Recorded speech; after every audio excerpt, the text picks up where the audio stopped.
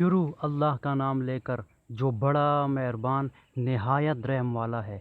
الف لام را، یہ بڑی دانائی کی کتاب کی آیاتیں ہیں۔ کیا لوگوں کو تعجب ہوا ہے کہ ہم نے انہی میں سے ایک مرد کو حکم بھیجا کہ لوگوں کو ڈر سنا دو اور ایمان لانے والوں کو خوشخبری دے دو کہ ان کے پروردگار کے ہاں ان کا سچا درجہ ہے۔ ایسے شخص کی نسبت کافر کہتے ہیں کہ یہ تو سری جادو ہے۔ تمہارا پروردگار تو اللہ ہی ہے جس نے آسمان اور زمین 6 دن میں بنائے، پھر عرش تخت شاہی پر قائم ہوا۔ وہی ہر ایک کام کا انتظام کرتا ہے، کوئی اس کے پاس اس کا اذن حاصل کیے بغیر کسی کی سفارش نہیں کر سکتا۔ یہی اللہ تمہارا پروردگار ہے تو اسی کی عبادت کرو، بھلا تم غور کیوں نہیں کرتے؟ اسی کے پاس تم سب کو لوٹ کر جانا ہے۔ اللہ کا وعدہ سچا ہے، وہی خلقت کو پہلی بار پیدا کرتا ہے، پھر وہی اس کو دوبارہ پیدا کرے گا تاکہ ایمان والوں اور نیک کام کرنے والوں کو انصاف کے ساتھ بدلہ دے، اور جو کافر ہیں ان کے لیے پینے کو نہایت گرم اور درد دینے والا عذاب ہوگا، کیونکہ اللہ سے انکار کرتے تھے۔ وہی تو ہے جس نے سورج کو روشن اور چاند کو منور بنایا اور چاند کی منزلیں مقرر کیں تاکہ تم برسوں کا شمار اور کاموں کا حساب معلوم کرو۔ یہ سب کچھ اللہ نے تدبیر سے پیدا کیا ہے۔ سمجھنے والوں کے لیے وہ اپنی آیاتیں کھول کھول کر بیان فرماتا ہے۔ دن اور رات کے ایک دوسرے کے پیچھے آنے جانے میں اور جو چیزیں اللہ نے آسمان اور زمین میں پیدا کی ہیں سب میں ڈرنے والوں کے لیے نشانیاں ہیں۔ جن لوگوں کو ہم سے ملنے کی توقع نہیں اور دنیا کی زندگی سے خوش اور اسی پر مطمئن ہو بیٹھے اور ہماری نشانیوں سے غافل ہو رہے ہیں، ان کا ٹھکانہ ان اعمال کے سبب جو وہ کرتے ہیں دوزخ ہے۔ اور جو لوگ ایمان لائے اور نیک کام کرتے رہے ان کو پروردگار ان کے ایمان کی وجہ سے ایسے محلوں کی راہ دکھائے گا کہ ان کے نیچے نعمت کے باغوں میں نہریں بہہ رہی ہوں گی۔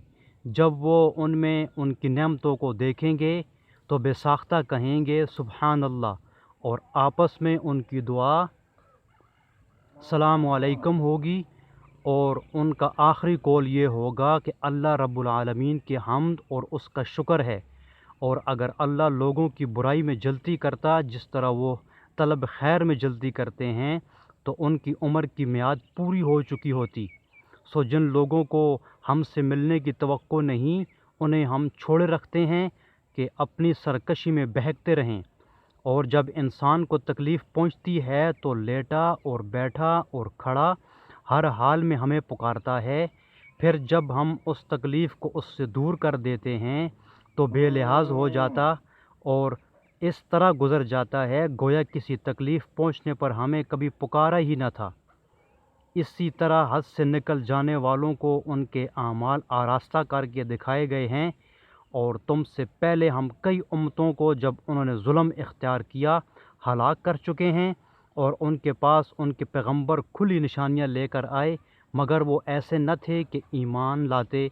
ہم گناہ گاروں کو اسی طرح بدلہ دیا کرتے ہیں۔ پھر ہم نے ان کے بعد تم لوگوں کو ملک میں خلیفہ بنایا تاکہ دیکھیں کہ تم کیسے کام کرتے ہو، اور جب ان کو ہماری آیاتیں پڑھ کر سنائی جاتی ہیں تو جن لوگوں کو ہم سے ملنے کی امید نہیں وہ کہتے ہیں کہ یا تو اس کے سوا کوئی اور قرآن بنا لاؤ یا اس کو بدل دو۔ کہہ دو کہ مجھ کو اختیار نہیں کہ اسے اپنی طرف سے بدل دوں، میں تو اسی حکم کا تابع ہوں جو میری طرف آتا ہے۔ اگر میں اپنے پروردگار کی نافرمانی کروں تو مجھے بڑے سخت دن کے عذاب سے خوف آتا ہے۔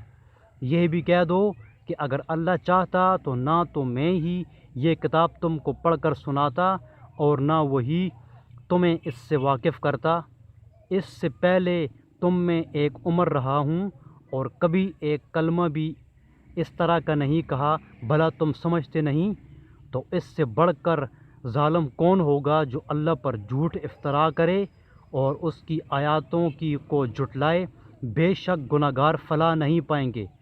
اور یہ لوگ اللہ کے سوا ایسی چیزوں کی پرستش کرتے ہیں جو نہ ان کا کچھ بگاڑ ہی سکتی ہے اور نہ کچھ بھلا ہی کر سکتی ہے، اور کہتے ہیں کہ یہ اللہ کے پاس ہماری سفارش کرنے والے ہیں۔ کہہ دو تم اللہ کو ایسی چیز بتاتے ہو جس کا وجود اسے نہ آسمانوں میں معلوم ہوتا ہے اور نہ زمین میں ہے، وہ پاک ہے اور اس کی شان اس کے شرک کرنے سے بہت بلند ہے، اور سب لوگ پہلے ایک ہی امت یعنی ایک ہی ملت پر تھے، پھر جدا جدا ہو گئے، اور اگر ایک بات جو تمہارے پروردگار کی طرف سے پہلے ہو چکی ہے نہ ہوتی تو جن باتوں میں وہ